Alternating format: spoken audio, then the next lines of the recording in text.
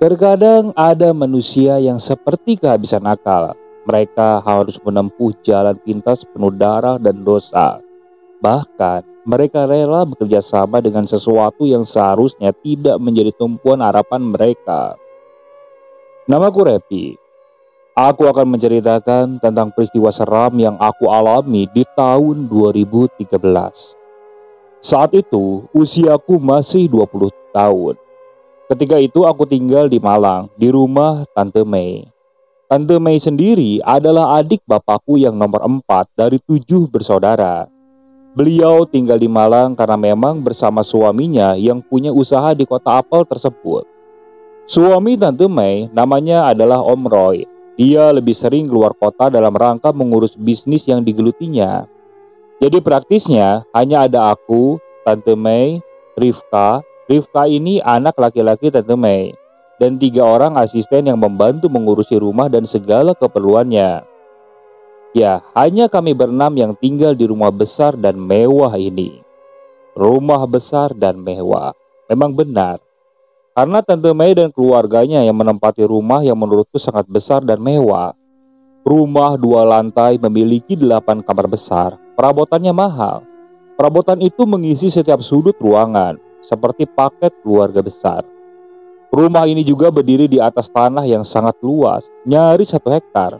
Karena itulah halaman dan pekarangan yang dimilikinya jadi sangat luas juga.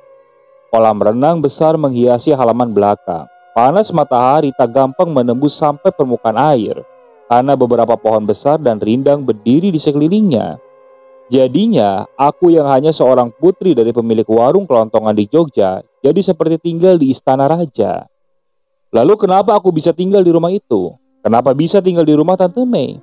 Jadi begini, setelah lulus SMA di Jogja, aku sempat menganggur hampir selama 1 tahun. Kenapa gak kuliah? Karena kebetulan saat itu bapakku tidak cukup uang untuk biayanya. Jadi aku bisa mengerti tentang hal itu. Ya sudah, tinggal di Malang saja, biar tante dan om yang biayai kuliah kamu. Hitung-hitung sambil menemani tante di rumah supaya agak ramai kalau ada kamu. Begitu ucapan Tante Mei ketika datang berkunjung dan mengetahui kalau aku menganggur setelah lulus sekolah. Aku sungguh senang mendengarnya. Kebaikan Tante Mei bisa merupakan jalan keluar dari keinginanku untuk kuliah. Ya sudah, singkat kata bapak dan ibu setuju dan aku pun berangkat ke Malang dan tinggal di rumah Tante Mei. Hingga akhirnya di sekitar awal tahun 2013, aku memulai hidup di kota Malang, kota besar yang sama sekali belum pernah aku kunjungi sebelumnya. Aku akan sedikit bercerita tentang keluarga Tante Mei. Yang aku ingat, Tante Mei dan Om Roy ini menikah di pertengahan tahun 1990-an. Sebelumnya, mereka adalah teman sekolah. Pernikahan mereka dikaruniai 2 orang anak, Mala dan Rifka. Mala adalah anak pertamanya, yaitu perempuan. Lalu kenapa di awal cerita aku hanya menyebutkan Rifka? Kemana Mala? Mala itu sudah meninggal di tahun 2008. Meninggalnya tragis karena kecelakaan motor. Jadi anak mereka hanya tinggal Rifka seorang. Nah, Tante Mei dan Om Roy ini yang aku tahu dari cerita bapak dan ibu, sebelum Mala meninggal, hidup mereka itu sangat pas-pasan. Tinggal di Malang berpindah-pindah rumah kontrakan karena memang belum mempunyai rumah sendiri. Seringkali aku mendengar kalau mereka meminjam atau meminta uang dari kakak-kakaknya untuk sekedar menyambung hidup. Begitulah hidup mereka sangat pas-pasan. Bapakku sudah beberapa kali menyarankan agar mereka tinggal dan memulai hidup lagi di Jogja saja daripada sengsara di Malang. Tapi mereka tidak mau, tetap bersikukuh ingin hidup di Malang. Sampai akhirnya kabar duka itu pun datang. Mereka mengabarkan kalau Mala meninggal karena kecelakaan. Keluarga besar kami sangat sedih dan kehilangan. Mala itu anak yang pintar dan menyenangkan, serta akrab dengan keluarga. Saat itu aku juga cukup terguncang. Tetapi sepeninggalan Mala, aku dengar kalau Tante Mei dan Om Roy itu hidupnya secara perlahan mulai membaik. Kata bapak, usaha yang mereka rintis mulai banyak membuahkan hasil. Pelan-pelan mereka mulai bisa melunasi hutang-hutang dari keluarga maupun orang lain. Yang sebelumnya selalu meminta atau meminjam uang, kini mereka mulai bisa memberi dan membantu keluarga lainnya. Sampai akhirnya pada tahun 2010, mereka akhirnya mampu memiliki rumah sendiri. Waktu itu, rumahnya bukanlah rumah mewah yang aku ceritakan di awal tadi. Masih rumah tidak terlalu besar, tapi kata bapak sudah termasuk rumah yang mahal. Ya syukurlah kami sekeluarga besar itu ikut senang dengan keberhasilan Tante Mei dan Om Roy dalam hal ekonomi keluarga. Bapakku adalah anak pertama dari 7 bersaudara. Mereka semua lahir dan besar di Jogja, termasuk Tante Mei. Dan pada tahun 2011, adik bapak yang paling bungsu, Om Seno, terkena PHK di perusahaan tempat dia bekerja, sehingga dia lalu menganggur. Ya sudah, Seno ikut aku ke Malang saja, bantu usaha kami, bantu pekerjaan Mas Roy daripada nganggur di Jogja. Begitu kata Tante Mei setelah mengetahui kalau Om Seno sudah tidak bekerja lagi. Begitulah akhirnya Om Seno berangkat dan tinggal di Malang, membantu usaha yang dijalani oleh Om Roy. Aku yang cukup dekat dengan Om Roy sedikit merasa kehilangan ketika dia akhirnya pindah ke kota lain. Umur yang tak terlalu jauh membuat kami layaknya teman dan sahabat. Beliau adalah tempat aku bercerita. Tapi sekitar 6 bulan yang lalu, kabar duka kembali datang. Om Seno berpulang ke pangkuan ilahi. Dia meninggal mendadak karena kecelakaan kerja. Dia terjatuh dari atap salah satu pabrik milik Om Roy. Saat itu adalah momen terburuk dalam hidupku. Kehilangan om tersayang secara mendadak. Aku kehilangan sahabat dekat, kehilangan tempat bercerita, kehilangan tempat berkeluh kesah. Lagi-lagi kami sekeluarga berduka cukup dalam. Lalu, sekitar 1 tahun sepeninggalan Om Seno, aku mendengar kabar kalau Tante Mei dan Om Roy sudah pindah ke rumah baru. Menurut cerita bapak dan adik-adiknya, keluarga mereka pindah ke rumah yang jauh lebih besar, lebih mewah dan berdiri di atas tanah yang sangat luas juga. Yang sebelumnya hanya memiliki 1 asisten rumah tangga, kini mereka sudah dibantu oleh 3 asisten. Senang ya, tentu saja kami semua senang mendengarnya kalau ada keluarga besar yang sudah sangat sukses. Yaitu tadi, sampai akhirnya setelah lulus sekolah aku ditawari untuk tinggal di rumah Tante Mei. Ditambah akan dibiayai kuliah. Aku pun tinggal di Malang. Kamu jangan pernah masuk ke kamar itu ya. Isinya perlengkapan Om Roy. Nanti dia marah kalau kamu masuk ke ruangan itu. Begitu kata Tante Mai pada suatu waktu di hari pertama aku tinggal di rumahnya. Sebelumnya, aku sudah diajak berkeliling, dikenalkan dengan 3 asisten. Dijelaskan tentang seluruh kamar dan ruangan yang ada di rumah yang sangat besar ini. Kamar yang dimaksud oleh Tante Mai tadi yang tidak boleh aku masuki adalah kamar yang ada di lantai atas. Letaknya di depan sebelah kanan dari kamar yang akan aku tempati nantinya. Pintu kamar itu tertutup rapat dan sepertinya terkunci. Karena aku sempat hendak membukanya namun tidak bisa. Ini kamar apa ya Tante? Tanyaku ketika Tante Mai muncul di belakang. Ya itu tadi jawaban Tante Mai. Katanya itu adalah ruangan perlengkapan kerja Om Roy. Lalu beberapa kali setelah menegaskan kalau aku sama sekali tidak boleh memasukinya. Ya sudah, aku pasti menurut. Gak akan berani untuk menentang omongan dari Tante Mei. Kamar yang misterius, begitu aku menyebutnya. Di rumah Tante Mei itu, aku disediakan kamar di lantai 2. Kamarnya besar, letaknya juga gak jauh dari tangga, persis bersebelahan dengan kamar mandi. Di dalam kamar sudah tersedia parabot mahal, tempat tidur empuk dan nyaman, termasuk lemari besar namun tanpa TV. Kamar itu sangatlah mewah menurutku. Oh iya, kunci pintu kamar kamu kayaknya masih rusak deh. Tante belum sempat untuk menghubungi tukang untuk memperbaikinya. Selalu lupa Tante. Begitu kata Tante Mei ketika kami sedang berada di meja makan. Benar adanya, pintu kamarku itu kuncinya rusak. Bisa tertutup tapi tidak bisa terkunci. Ya sudah, nggak apa-apa lah. Ini toh rumah terbilang aman. Lagi pula aku nggak kesan, nggak sopan kalau misalnya selalu ngunci pintu kamar tersebut. Di hari pertama, dengan berkenalan dengan lingkungan rumah serta penghuni lainnya, hingga tak terasa akhirnya malam pun tiba. Aku bersama Tante Mei dan Rifka bersantap makan malam di meja makan. Bermacam-macam makanan lezat tersaji di meja makan marmer besar, yang aku yakin pasti harganya sangatlah mahal. Persis di tengah ruangan itu bergantung lampu kristal besar menerangi seisi ruangan makan. Sampai pada saat itu, aku juga belum berhenti terkagum-kagum dengan segala harta di rumah yang dimiliki oleh Tante Mei dan Om Roy. Benar-benar seperti istana dengan perabotan layaknya untuk raja dan ratu. Sungguh kaya raya mereka. Ya sudah, kamu istirahat dulu sana. Pasti capek kan seharian ini. Tante Mei menutup percakapan kami malam itu. Setelah itu kami masuk ke kamar masing-masing. Di lantai 2, aku sendirian. Gak ada lagi yang menempati selain aku. Tante Mei dan Rifka masing-masing kamarnya di lantai 1. Para asisten rumah tangga kamarnya di belakang, terpisah dari bangunan utama. Pada pukul 9 malam, aku sudah berada di kamar. Isi kepala masih terus saja berkutat pada kekaguman dan kekayaan dan kehidupan mewah yang dimiliki oleh Tante Mei dan Om Roy. Mereka pasti sudah sangat bekerja keras untuk mendapatkan semua ini. Itu yang ada di dalam pikiranku. Mungkin sekitar pukul 11 malam, akhirnya aku bisa tertidur. Tidurku cukup nyenyak, tapi tidaklah lama. Tidur nyenyakku tidak lama. Sekitar pukul 2, aku kembali terjaga. Sejak masuk kamar, sengaja aku matikan lampu. Aku hanya menyalakan lampu kecil di meja belajar untuk sekedar menerangi supaya tidak terlalu gelap. Sepertinya aku terbangun karena semilir angin dingin yang mengelus tubuhku. Anginnya berhembus masuk melalui pintu kamar yang dalam keadaan terbuka. Loh, kok pintu kamar dalam keadaan terbuka? Aku juga heran. Kok bisa pintu kamar terbuka? Ya walaupun tidak terbuka penuh, hanya setengah. Padahal aku sangat yakin kalau sebelum tidur tadi pintu sudah dalam keadaan tertutup. Mungkin karena tertiup angin jadinya terbuka. Begitu pikiranku. Karena pintu terbuka itulah aku jadi bisa melihat keluar. Celahnya cukup bagiku untuk memperhatikan gelapnya suasana di luar kamar. Sangat gelap. Ruangan tengah lantai 2 sangat gelap, gak ada lampu menyala satupun. Beberapa saat lamanya aku diam memperhatikan gelap di luar. Belum 100% sadar. Aku masih berusaha mengumpulkan niat dan tenaga untuk bangun dari tidur lalu menutup pintu.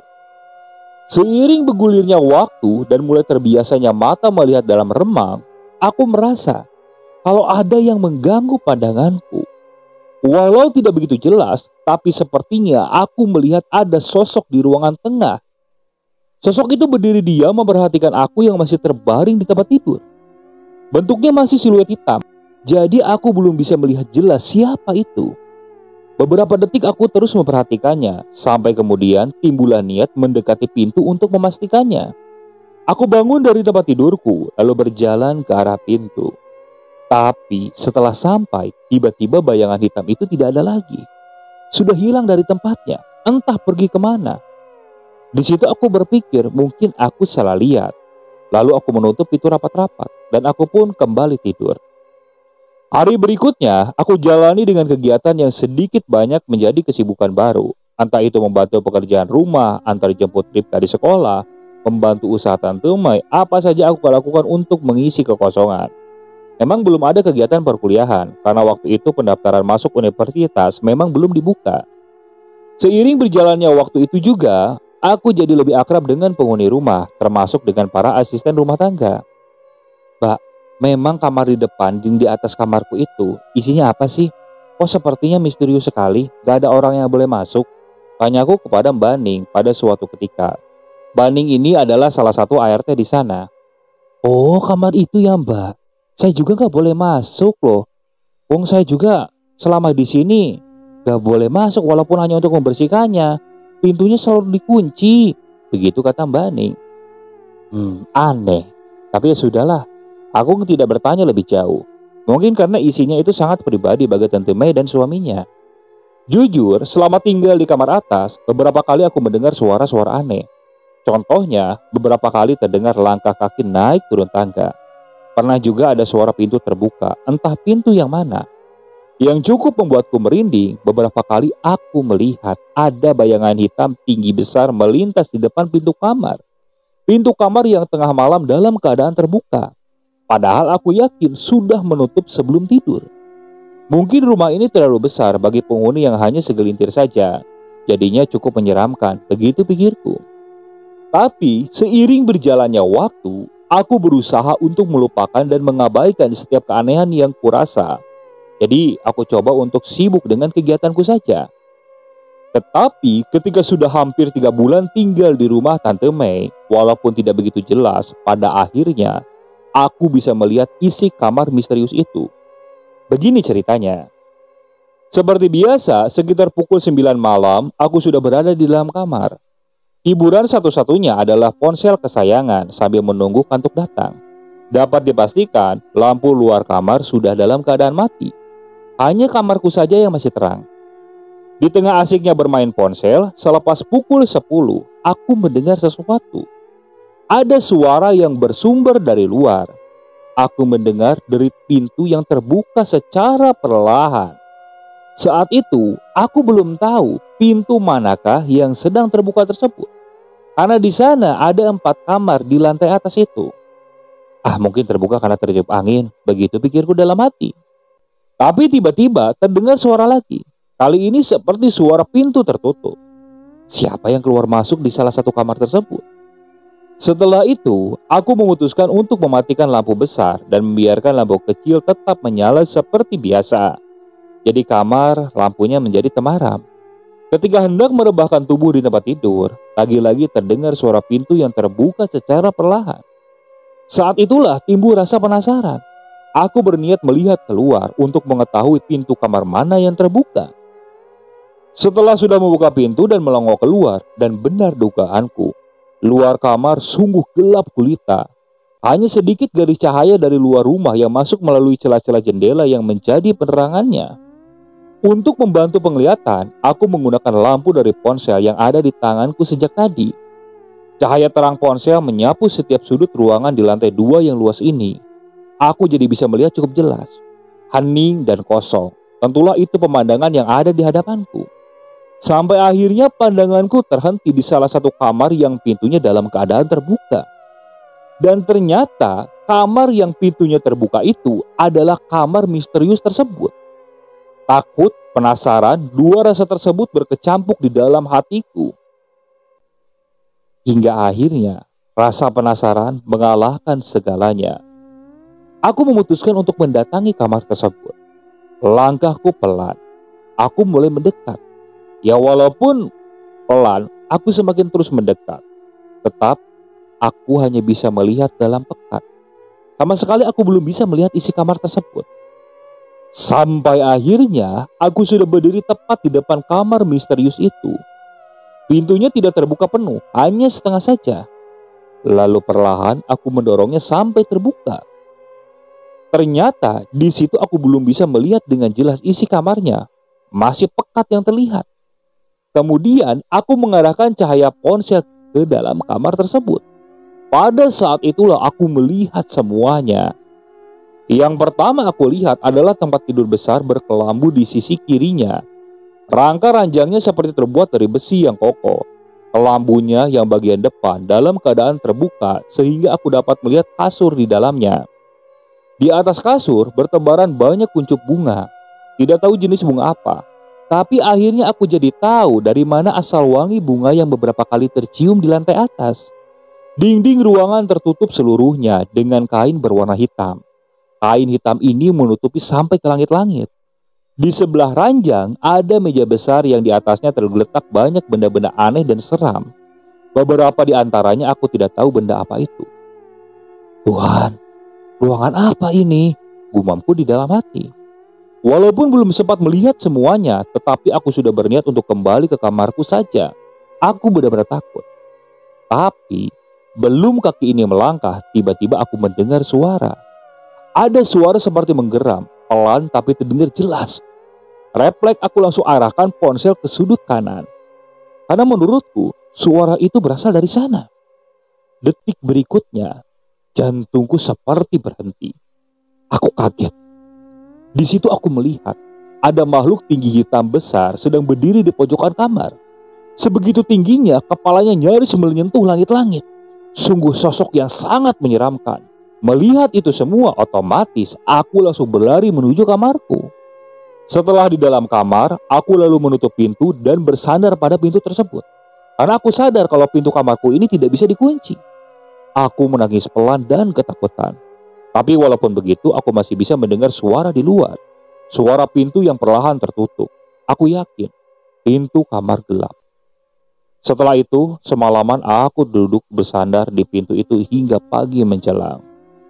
Sejak itu, aku menyebut kamar misterius itu dengan sebutan kamar gelap. Hari pun terus berlalu. Aku terus menjalani hidup di rumah Tante Mei. Tante Mei memenuhi janjinya untuk membiayai kuliahku. Sekitar bulan Agustus, aku sudah mulai kuliah. Tapi, semua kejadian seram di rumah tetap aku rasakan. Terus saja, kejadian itu membuat aku tidak betah di sana. Ditambah, entah sudah 2 atau 3 kali aku mengalami mimpi aneh dan menyeramkan. Di dalam mimpiku itu, aku didatangi makhluk tinggi besar yang sering aku lihat bergentayangan di dalam rumah dan kamar gelap tersebut. Sosok makhluk itu sangatlah menyeramkan. Aku tidak sanggup untuk menggambarkannya. Di dalam mimpi, ketika makhluk itu datang, tubuhku sama sekali tidak bisa bergerak. Aku hanya bisa menangis. Kemudian dia meraih tanganku, menyeretku, menarik tubuhku dengan kasar. Lagi-lagi aku hanya bisa berteriak dalam diam. Amat sangat ketakutan aku saat itu. Lalu akhirnya kami seperti berada di tepi jurang. Jurang yang sangat dalam, sampai-sampai aku tidak bisa melihat dasarnya. Tiba-tiba makhluk menyeramkan itu mengangkat tubuhku lalu melemparkannya ke dalam jurang tersebut. Di saat inilah aku terbangun dari tidurku. Napasku tersengal-sengal. Aku berkeringat lalu menangis sejadi-jadinya. Beberapa kali aku bercerita kepada bapak dan ibu tentang semua yang aku alami di rumah ini melalui sambungan telepon. Aku ceritakan semuanya. Mereka hanya bisa menenangkan dan memintaku untuk kembali ke niat awal, yaitu berkuliah, jangan memperdulikan hal-hal lainnya. Untuk sementara aku berusaha untuk menuruti omongan mereka, berusaha untuk kuat menghadapi semuanya. Hanya sementara. Masih lekat dalam ingatanku, waktu itu suatu hari di bulan November. Hanya beberapa hari setelah hari ulang tahunku. Sepulang kuliah sekitar pukul 5 sore, aku sampai di rumah. Ternyata Tante Mai dan Rifka sedang tidak ada di rumah. Hanya ada 3 asisten rumah tangga. Pada kemana Mbak? Tanyaku kepada Mbak Ning. Tadi jam 3 berangkat ke Surabaya Mbak. Rifka pingin jalan-jalan katanya, pulangnya bisa sore. Jawab Mbak Ning. Jalan-jalan? Kok mendadak? Kok nggak bilang-bilang? Ya sudahlah, mungkin mereka ada acara mendadak, pikirku seperti itu. Aku harus bersiap sendirian di rumah ini, rumah besar ini, dan semalaman. Singkat kata, malam pun tiba. Karena sendirian, setelah makan aku langsung masuk kamar, walaupun jam masih menunjukkan pukul 8 malam. Rumah semakin sepi dan hening. Biasanya terdengar suara TV dan percakapan Tante Mai dan Rifka. Kali ini tidak ada suara sama sekali. Rumah besar ini sangat terasa kosong dan hampa. Malam pun semakin larut. Sekitar pukul 10 malam, rasa kantuk mulai datang menyerang. Aku yang seharian sudah sangat lelah karena banyak berkegiatan, akhirnya menyerah untuk tidur terlelap. Tapi tidak lama, pada pukul setengah 1 malam, aku terjaga.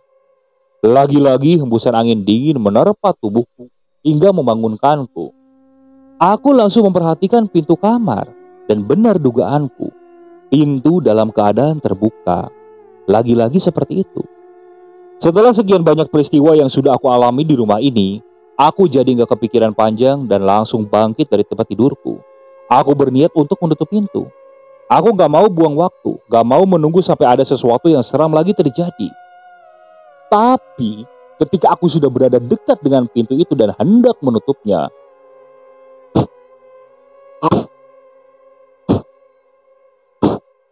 tiba-tiba aku mendengar suara seperti itu.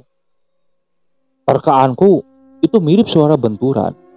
Tapi setelah aku dengarkan lebih sesama, itu hampir mirip seperti suara pijakan kaki menyentuh ubin lantai.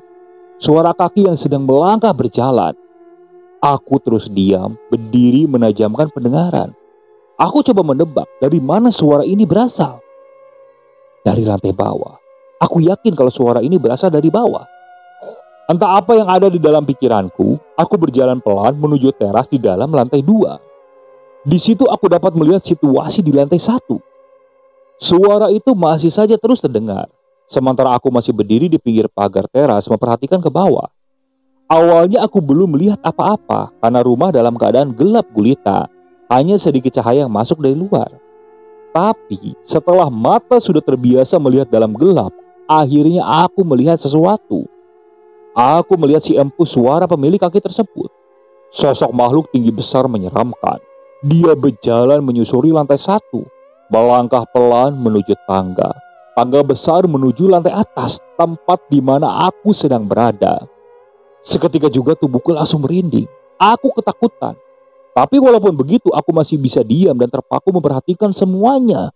Aku melihat makhluk menyeramkan itu yang akhirnya sampai juga di depan tangga.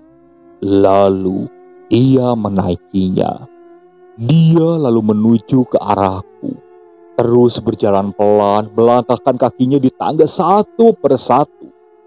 Seperti tersadar, aku lalu melangkah mundur perlahan mendekat ke arah pintu kamar. Lalu aku masuk.